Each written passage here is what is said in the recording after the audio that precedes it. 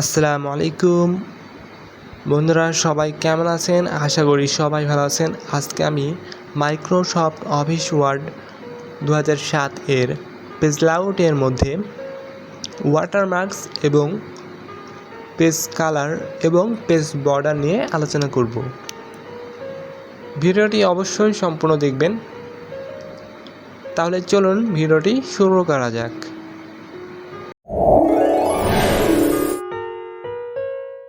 চলে আসলাম মূল প্রোগ্রামে। এখন আমরা পেজ লেআউটের মধ্যে আসব। পেজ লেআউটের মধ্যে আসার পরে আমরা প্রথমে পেয়ে যাচ্ছি ওয়াটারমার্ক। ওয়াটারমার্কের কাজ হচ্ছে আপনার কোনো লেখার নিচ দিয়ে আপনি কোনো প্রতিষ্ঠানের নাম বা যে কোনো নাম বা আপনার নিজস্ব নামই আপনারা এখানে ঝাপসাভাবে দেখানোর জন্য ওয়াটারমার্কে ইউজ করতে পারবেন। এখন আমি ঝাপসাভাবে দেখাবো কীভাবে সেটি নির্ধারণ করবে এই ওয়াটারমার্কে আমরা ক্লিক করব।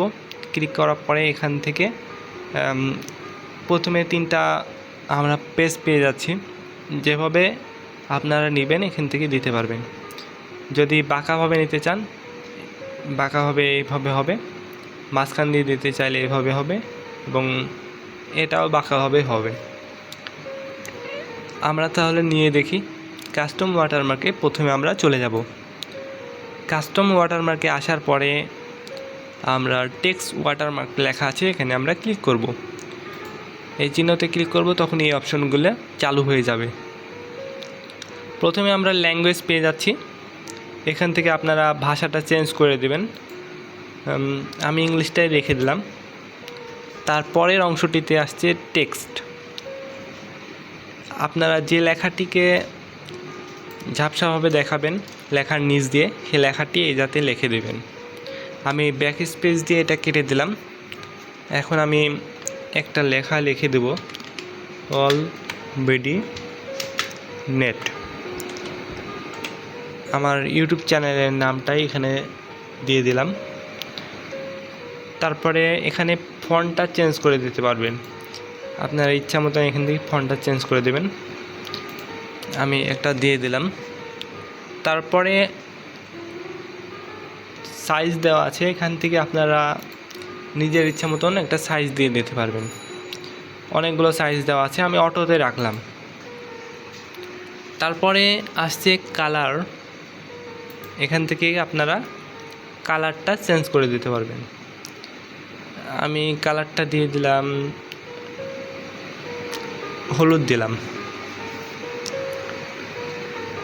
এখন এটা যদি অ্যাপ্লাই করে দেন, অ্যাপ্লাই করে দেওয়ার পরে এটা ক্লোজ করে দেবেন।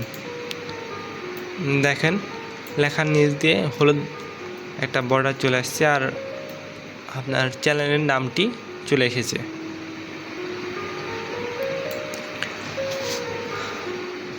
এটা আরও অনেকভাবে করা যায়। কাস্টম ওয়াটারমার্কে চলে যাব। আবার আসার পরে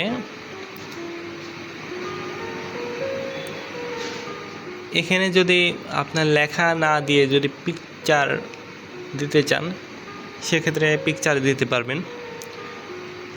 আর এই লেখাটি যদি নাই করে দিতে চান, সেক্ষেত্রে নো ওয়াটারমার্ক করলে, অ্যাপ্লাই করে দিলে, তারপরে ক্লোজ করে দিলে এই লেখাটি কিন্তু নাই হয়ে যাবে। আমরা এখন পিকচার ওয়াটারমার্ক করে দেখাবো। ওয়াটারমার্কে ক্লিক করলাম। ক্লিক করার পরে কাস্টম ওয়াটারমার্কে চলে যাব। যাওয়ার পরে দেখেন এখানে 2 নম্বরে পিকচার ওয়াটারমার্ক লেখা আছে, এখানে আমরা ক্লিক করব। ক্লিক করার পরে এখানে সিলেক্ট পিকচার লেখা আছে, সিলেক্ট পিকচারে ক্লিক করব। তারপরে আপনারা ইচ্ছা মতন এখান থেকে একটা পিকচার নিয়ে নেবেন। আমি একটা পিকচার নিলাম, নেওয়ার পরে এটা দিয়ে দিলাম। এখন এটা ওয়াশ আউট, যদি এটা আমি টিকচিহ্নটা উঠাই দিই তাহলে কি হচ্ছে দেখি। ওকে করে দিলাম। এটা কিন্তু ঝাপসাভাবে দেওয়া আছে, অনেকখানি স্পষ্টভাবে দেখা যাচ্ছে। এখন যদি মনে করি আরও অস্পষ্ট দিতে চাচ্ছি, সেক্ষেত্রে ওয়াটারমার্কে যাব। যাওয়ার পরে কাস্টম ওয়াটারমার্কে আসার পরে এটা টিক চিহ্নটা দিয়ে দেব। দিয়ে এটা অ্যাপ্লাই করে দেব এবং এটা ক্লোজ করে দেব।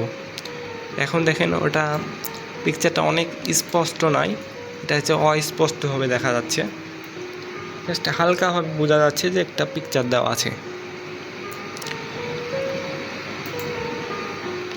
এখন যদি মনে করি যে এই ওয়াটারমার্কটা মিশাই দেব, সেক্ষেত্রে রিমুভ ওয়াটারমার্ক লেখা আছে, এখানে ক্লিক করব, তাহলে এটা রিমুভ হয়ে যাবে। তো এভাবে আপনারা ওয়াটারমার্কটা সেট করে দিতে পারবেন। তারপরের লাইনে আসছে পেস্ট কালার। আপনারা যদি পেজটিকে কালার করতে চান সেক্ষেত্রে পেস্ট কালারে চলে আসবেন। আমরা পেস্ট কালার করে দেখাবো এখন। তাহলে পেস্ট কালারে ক্লিক করব, ক্লিক করার পরে এখান থেকে আপনারা যে কালার নিতে যাচ্ছেন সেই কালারের উপরে ক্লিক করবেন। বিভিন্ন রকমের কালার দেওয়া আছে, আমি লালটা দিয়ে দিলাম, লালটাতে ক্লিক করলাম। এখন দেখেন পেজটা কিন্তু লাল কালার হয়ে গেছে। এখন যদি মনে করেন যে এই কালারটিকে মিশাবো কীভাবে, সেক্ষেত্রে পেজ কালারের মধ্যে চলে আসবো। আবার আসার পরে এখান থেকে নো কালার লেখা আছে, নো কালারে ক্লিক করলে এটা পেজটা মিশে যাবে। বা আরেকভাবে করতে পারেন, এখানে সাদা কালার দেওয়া আছে, সাদা কালারে যদি আপনারা ক্লিক করেন তাহলে এটা আগের অবস্থায় চলে আসবে। আমরা সব ক্ষেত্রে নো কালার ক্লিক করব। তারপরের অংশটিতে আছে পেজ বর্ডার্স। আপনার পেজের চারি সাইড দিয়ে যদি বর্ডার দিতে চান সেক্ষেত্রে পেজ বর্ডারে আমরা ক্লিক করব। ক্লিক করার পরে এখান থেকে দেখেন উইথ লেখা আছে, এখান থেকে কি কতখানি চিকন মোটা দিতে যাচ্ছেন সেটা নির্ধারণ করে দেবে। আমি একটু মোটা দেখে দিচ্ছি যাতে ভালোভাবে দেখা যায়। 6 পিটি লেখা আছে, এখানে আমরা 6 পিটিতে ক্লিক করলাম। আমি একটু মোটা দিতে যাচ্ছি, আপনারা ইচ্ছা মতন দিতে পারবেন, চিকনও দিতে পারবেন, মোটাও দিতে পারবেন। দেওয়ার পরে এখানে আমরা ওকে করে দেব। সরি, এটা হয়নি, তাহলে সেক্ষেত্রে পেজ বর্ডারে ক্লিক করব। ক্লিক করার পরে কালারটা চেঞ্জ করে দেব, লাল দিয়ে দিলাম। লাল দেওয়ার পরে এটা হচ্ছে ওকে করে দেব। হচ্ছে না,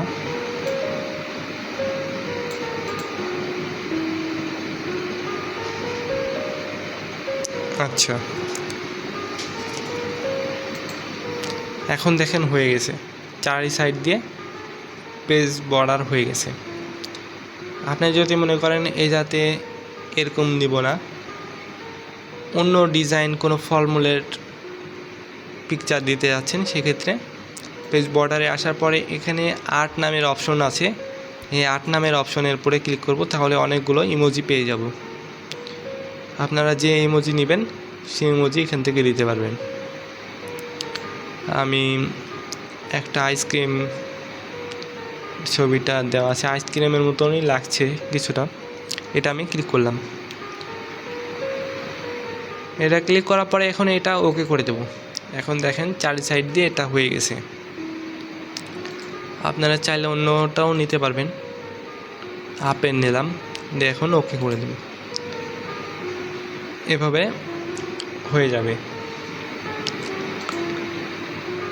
তো ভিডিওটি কেমন লাগলো, যদি ভালো লেগে থাকে অবশ্যই লাইক দিয়ে দেবেন, আর চ্যানেলটিকে সাবস্ক্রাইব করে রাখবেন, তাহলে আরও নতুন নতুন ভিডিও যেগুলো থাকবে, যেগুলো ছাড়া যাবে, সেগুলো আপনার কাছে সহজেই চলে আসবে।